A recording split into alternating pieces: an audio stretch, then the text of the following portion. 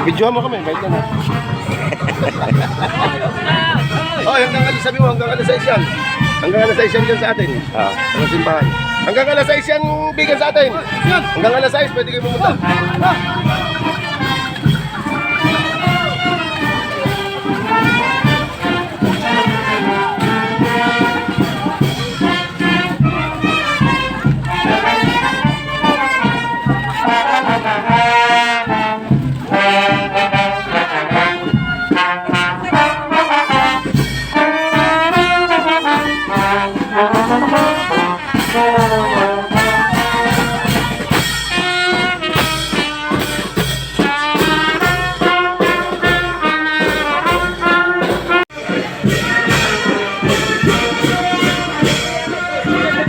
Yan ang mga konsya at pinapasok na sa loob ng simbahan yung mahal na Birhen ng Antipolo. At yan ay hanggang alas 6 ng hapon dito sa Bukana.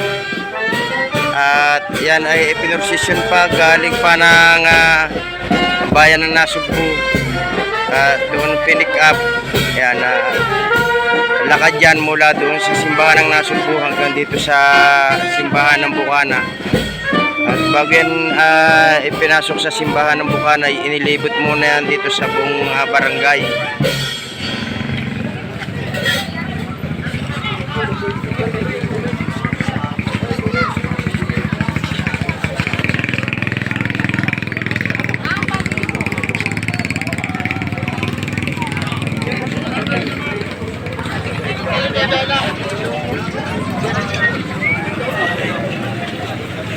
Yung mga gusto pong makita yung mahal na Birhen ng Antipolo ay andito po ngayon sa simbahan ng Barangay Bukana.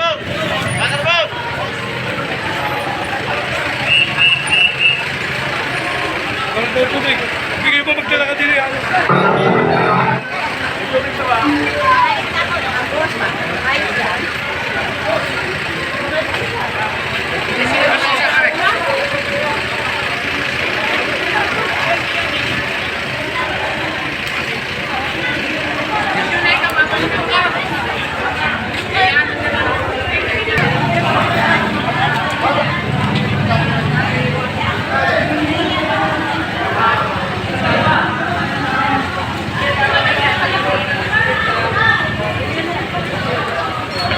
Kaya na mga konsi, halos sa taga Bukana yung mga nakikita ninyo yan.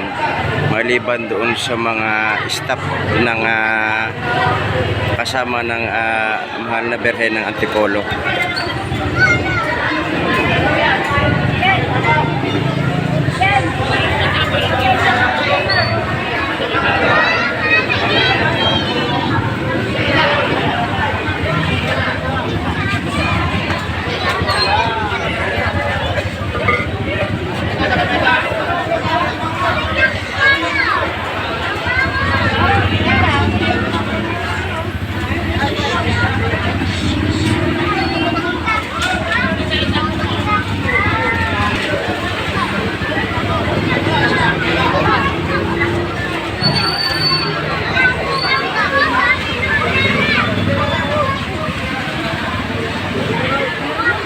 At ihahatid naman ng rescue ang banda.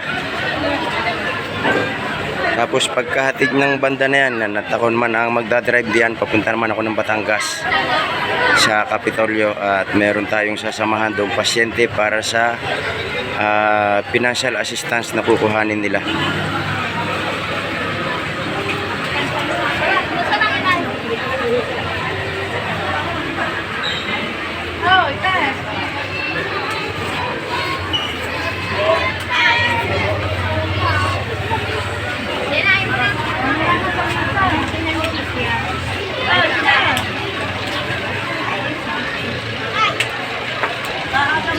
So yan ang kaganapan dito ngayon habang ang mahal na Birhen ay inaayos yung ilagay dito sa loob ng simbahan. Yan, at nakapwesto na siya. Yan, welcome po, mahal na Birhen ng Antipolo dito sa aming barangay. At maraming salamat po sa pagpasyal ninyo dito sa aming barangay.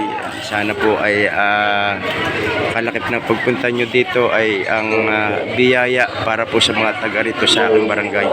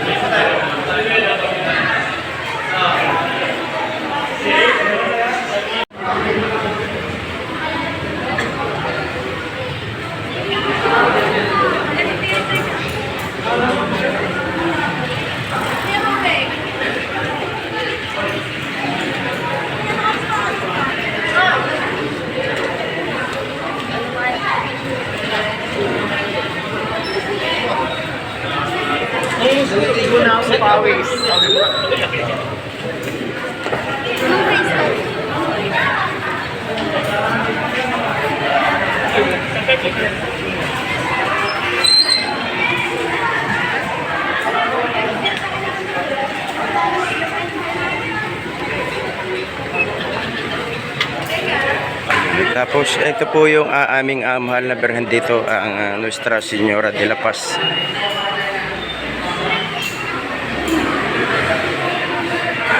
Yan po yung nasa loob ng box.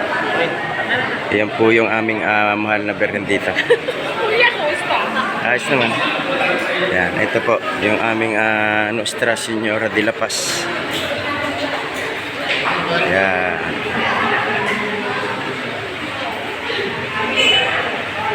Tunay pong napakabait sa amin ng mahal na Birhen.